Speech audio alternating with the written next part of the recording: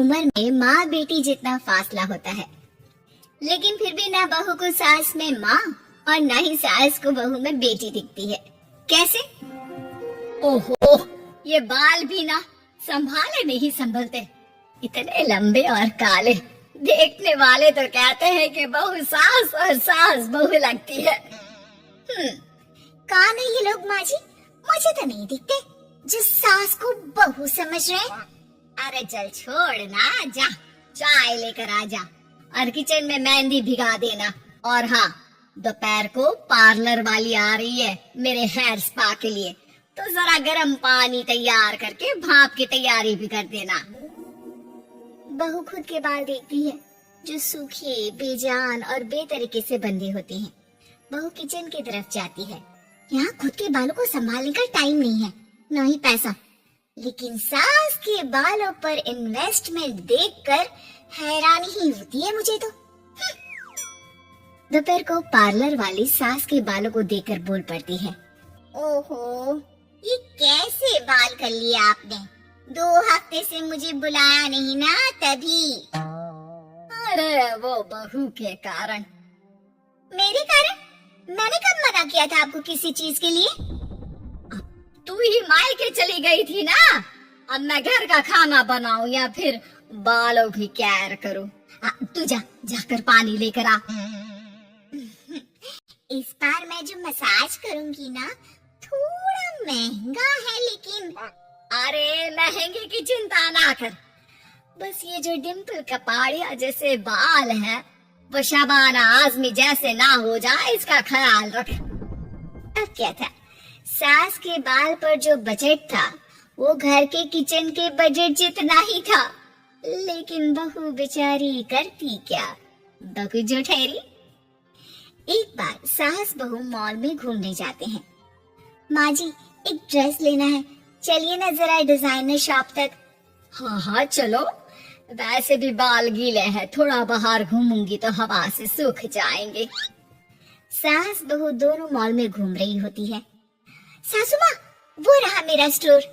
अरे रुक रुक, क्या है ये? जावेद हबीब।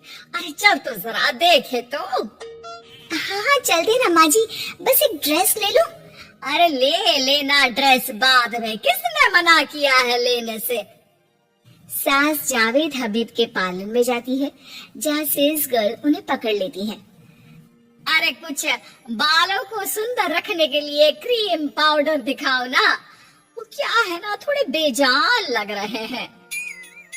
क्यों नहीं, वैसे ये नया प्रोडक्ट लॉन्च हुआ है, इससे आपके बालों की खूबसूरती 4 गुना बढ़ जाएगी। इसे लगाने के बाद ना आपको हेयर स्पा करने की जरूरत पड़ेगी और ना ही किसी महंगे शैम्पू की। बस ये लगाइए और पूरे मोहल्ले में बाल चमकाइए, लहराइए और इतराइए।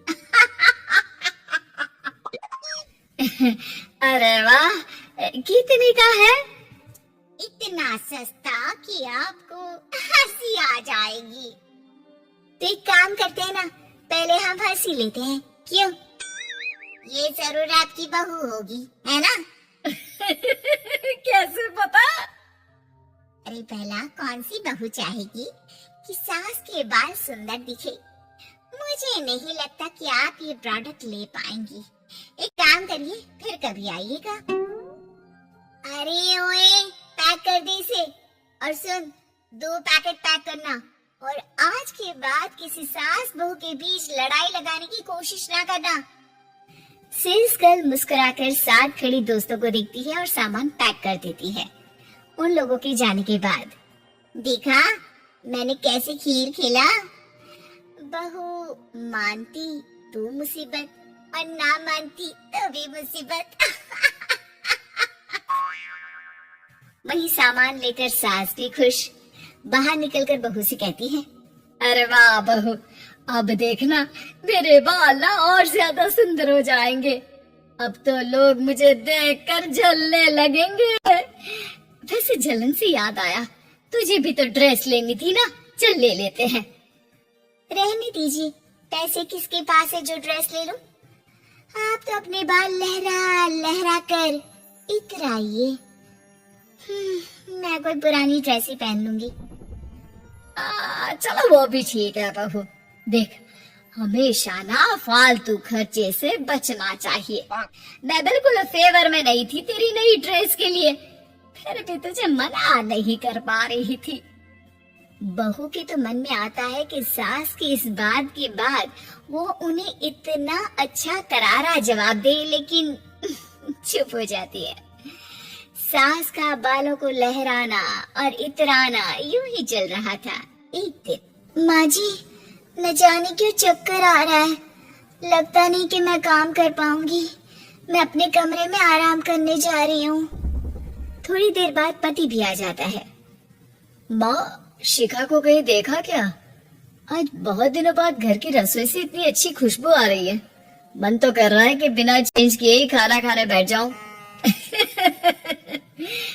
अरे बेटा, खाना आज मैंने बनाया है तो घर तो महकेगा ही। तेरी बीबी बीमार बैठी है। पति हैरान होकर पत्नी के कमरे में जाता है, जहाँ वो आराम से तानपुरा का शो देख रही थी।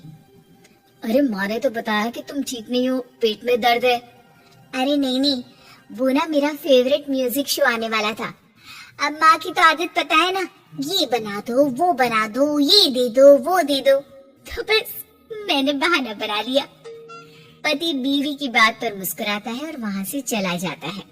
दरअसल शिखा को म्यूजिक का बड़ा शौक था और उसके पसंदीदा संगीतकार उसके शहर में थे और संगीत की क्लास लेने वाले थे। अरे देखो देखो, ये धनवानी महाराज हमारे शहर में है, और तो और ये यहाँ सबको संगीत सिखाने के लिए आए हैं। मैं भी इनकी क्लास ज्वाइन करूंगी, कल जाकर पता करती हूँ। सास और पति भी शिखा की बात पर खुश हो जाते हैं, लेकिन अगले रोज जब शिखा वहाँ से वापस आती है तो उसका मुंह उतरा होता है। अरे क्या हो गया? तेरी शक्ल देखकर क्या उन लोगों ने तुझे लेने से मना कर दिया? पहली बार बहू सास के ताने का कोई जवाब नहीं देती और चुपचाप जाकर कमरे में बैठ जाती है, जहाँ पति कहता है, अरे क्या हो गया मेरी अनारकली, क्यों मुंह लटका रखा है? अरे कुछ नहीं, बस ऐसे ही। सास कमरे के बाहर जाकर खड़ी हो जाती है। अरे मुझे तो बताओ, क्या हो गया? शिखा रोने लगती है और रोते रोते बताती है कि वो लोग 1 लाख रुपए में कोर्स करा रहे, मैं इतने पैसे कहाँ से लाऊं? पति भी चुप हो जाता है, क्योंकि वो जानता है कि इतने पैसे का तो वो भी इंतजाम नहीं कर पाएगा। देखिए ना, कैसे अपनी कला को बेच रहे हैं, लेकिन गलत भी क्या है, नामी गिरामी है। अरे कोई बात नहीं शिखा, मैं कोशिश करता हूँ किसी से उधार लेने की। जब कोर्स करके तुम खुद की क्लास खोलना, उससे जो पैसे आएंगे उससे फीस भर देना। पति कई लोगों से बात करता है, लेकिन उसे कहीं से पैसे नहीं मिलते। शाम को मुंह लटकाकर पति घर आता है। मैंने काफी कोशिश की, लेकिन कहीं इंतजाम नहीं हुआ। अरे कोई बात नहीं, मैं भी ना क्या करूंगी म्यूजिक सीखकर। वैसे भी कल आखिरी दिन है पैसे जमा करने के लिए। अब इतनी जल्दी कहाँ से आने वाला है पैसा? लेकिन अगले दिन, बहू ये ले पैसे, जा जाकर अपना नाम लिखवा दे संगीत की क्लास के लिए। बहू इतना सारा पैसा देखकर दंग रह जाती है। अरे माँ जी, आप कहाँ गई थी अभी, और ये इतने सारे पैसे कहाँ से आए? सास मुस्कुराकर पीछे मुड़ती है और बहू को अपने सर के बाल दिखाती है, जो अब छोटे छोटे होते हैं। मैंने ना अपने बाल उस विदेशी कंपनी को बेच दिए, जो बाल के बदले में पैसे देती है। अब मेरे बाल थे ही इतने सुंदर कि 1 लाख मिल गए, वरना तेरे बालों का तो कोई 500 भी ना दे। बहू को सास की बात से रोना आ जाता है। वो सास के गले लग जाती है। लेकिन कोई मुझे करोड़ों भी देना, तो भी मैं इतनी अच्छी सास ना दूं।